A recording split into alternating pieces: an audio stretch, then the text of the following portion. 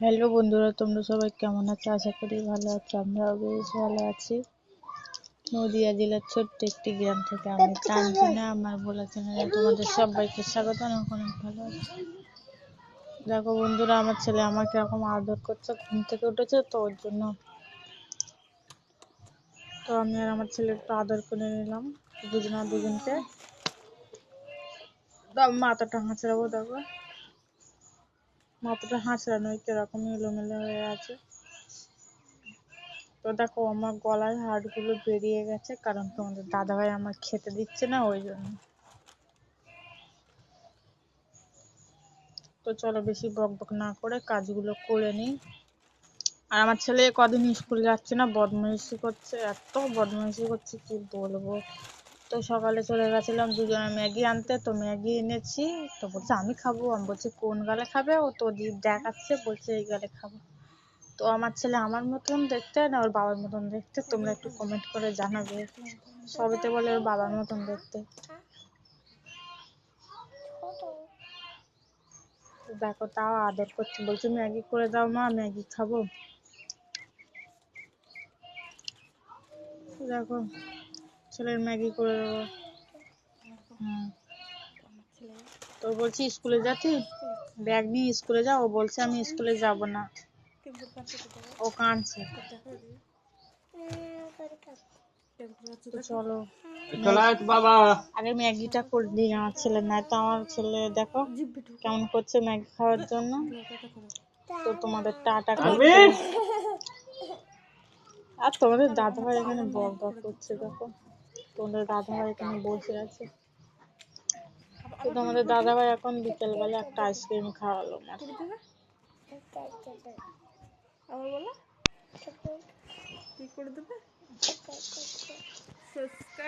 তোদের জন্য অনেকক্ষণ আর কি ঠাট্টা করলাম, তো এবার বানিয়ে দেবো ম্যাগি। তো চলে আসছি গ্যাসের কাছে, ওই জন্য ছেলেকে ম্যাগি বানিয়ে খাইয়ে দেবো সকালবেলা। কারণ আজকে ভাতও নেই আর আমার ছেলের দুধটাও নেই, দুধটা কেটে গেছে, গরম পড়েছিল ওর জন্য দুধটা কেটে গেছে। তো ম্যাগি বানিয়ে খাইয়ে দেবো আজকে সোনাকে। আমার ছিঁড়তে পারছি না, ওই জন্য ওরকম করছিলাম, ভালো করে ছিঁড়ে নিয়ে তো ছেলেকে ম্যাগি খাইয়ে দেবো। তো দেখো আমার প্যাকেটটা ছেঁড়া হয়ে গেছে আর পানিটা ফুটেও গেছে, টকবক করে ফুটে গেছে। তো আমি ম্যাগি দুটো দিয়ে দিচ্ছি, দেখো ছিঁড়ে দিচ্ছি ম্যাগি। আর মুরগির বাচ্চাটা নেই বলে আমার ছেলে ভীষণ মন খারাপ রোজ সকালে উঠে, কারণ ও মুরগির বাচ্চাটা ছাড়তো, এমন খেতেও দিত, ম্যাচ খেতে দিত। তো বলছে মুরগির বাচ্চা নেই, তো আমার ছেলে দুটো মুরগি না তো হাঁসের বাচ্চা যাই হোক কিনে দিতেই হবে। এত কাঁদছে, পুকুর পাড়ে চলে যাচ্ছে, হাঁসটা আছে। তো আমি পাপাকে বলেছি যে যাই হোক কিনে দেবো। তো দেখি হাঁসের বাচ্চা আসলে আমি কিনে দেবো, হাঁসের বাচ্চা বলো মুরগির বাচ্চা আসে। তো আমারও মন খারাপ, অনেক দিন ছিল, 2-3 সপ্তাহ তো হবেই। আমি একদম ছোট কুড়িয়ে এনেছিলাম, ছোট্ট, আর ভালোই বড় হয়ে গেছে। তো দেখো ম্যাগিটা ফুটে গেছে, আমি এবার দিয়ে দেবো, একটু মশলা দিয়ে দেবো। মশলাগুলো চিড়ে নিয়েছি হাত দিয়ে, তো মশলাগুলো দিয়ে দিচ্ছি।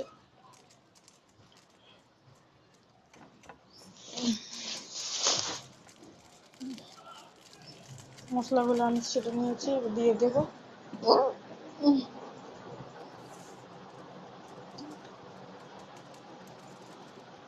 আমাদের ঘরে পাকা চলছে, তার কেমন আওয়াজ হচ্ছে, কারণ পাকার একটা নাট খুলে পড়ে গেছে বলতে তোমাদের দাদাভাই সোদা করছিল, খুলে রেখেছিল আর নাট পড়ে গেছে। দেখো আমার ছেলে কতটা দুধ ফেলে গেছে।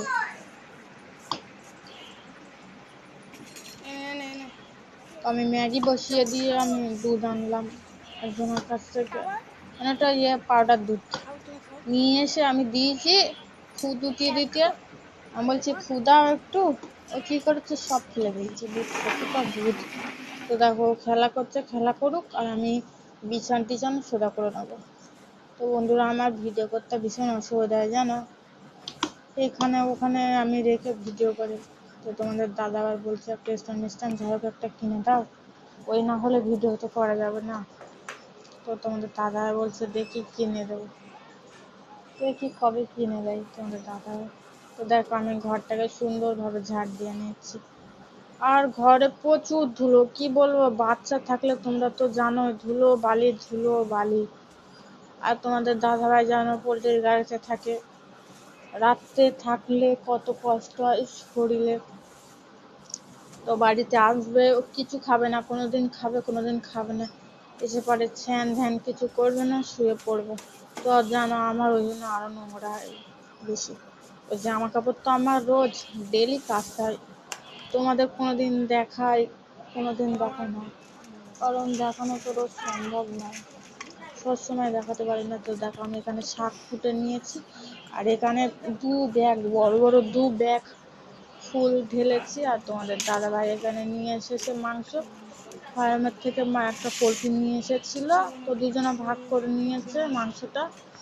তো দেখো আমার শাকটা এখানে ভাজা হয়ে গেছে। তো আমি এবারে দেখো এখানে আদা রসুন আর জিরে আছে, আর এখানে আলু দিয়েছি বেশি করে, কারণ আমার ছেলেও খাবে আলু, তোমাদের দাদাভাই খাবেও আলু। আর এই যে এখানে মাংসটা, মুরগিটা বড় ছিল কারণ ওটা দেখেই বোঝা যাচ্ছে। তো দেখো ভাত আমার তো ফুটে গেছে। আর ওই দেখো সর্ষের তেল, পুরো খাঁটি সর্ষের তেল শাশুড়ি মা আমার কাছ থেকে নিয়েছিল, উনি দিয়েছে। মানে খাঁটি সর্ষের তেল তো এত ঝাঁঝ বার হচ্ছে কি বলবো তোমাদের।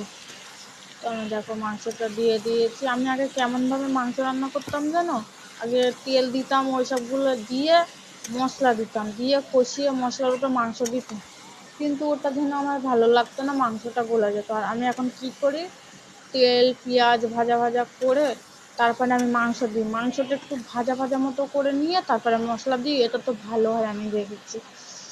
তো তোমরা কেমন করে রান্না করো আমি তো জানি না, আমি আমার মতন করে রান্না করি। তো আমি এরকম মশলাটা দিয়ে দিলাম, আর দেখো অনেক তেল দিয়েছি, আর চামড়ার থেকেও তেল বার হয়েছে। এখন আমি ওখানে উঠে দিয়েছি খালি লবণ হালকা, আর ঝালের গুঁড়ো দিয়েছি, তেজপাতা দিয়েছি, আর এখনো কিচ্ছু দেয়নি, আর ওই মশলাটা দিলাম, এবার ভাজা ভাজা করছি। আর এত সুন্দর সেন্ট বার হচ্ছে আদা রসুনের, কি বলবো তোমাদের। আর শাকটাও বেশ কি সুন্দর হয়েছিল, আমি মাংসর থেকে শাক দিয়ে ভাত খেয়েছি বেশি। তো এখানে ছাউনি নেই, বর্ষাকাল আসছে, আমার যে এত কষ্ট হবে তোমাদের। তো ভাতটা হয়ে গেছে, ওখানে উপর দিয়ে দিয়েছি, আর এখানে মাংস হচ্ছে, আলু টালু দিয়ে দিয়েছি। তো দেখো আমি তো সরু মানুষ, আমার নাইটিটা খুলে যাচ্ছিল বলে আমি একটু ঠিক করে নিলাম। দেখো আমার ছেলে বলছে মাংস খাবো, আমার ছেলে এখনো মাংস তো হয়নি। তো আমার ছেলেকে আমি চামড়া তুলে দেবো, কারণ চামড়া তো তাড়াতাড়ি হয়ে যায়, ওর জন্য। এখানটায় যদি ঘেরা থাকতো কেমন হতো বলো, এখানে ঘেরা নেই, ভীষণ অসুবিধা। ওই লাঠি দিয়েছিলাম, তারপরে জামা কাপড় কেচে দিয়েছি, আর আমার ছ্যানো হয়ে গেছে।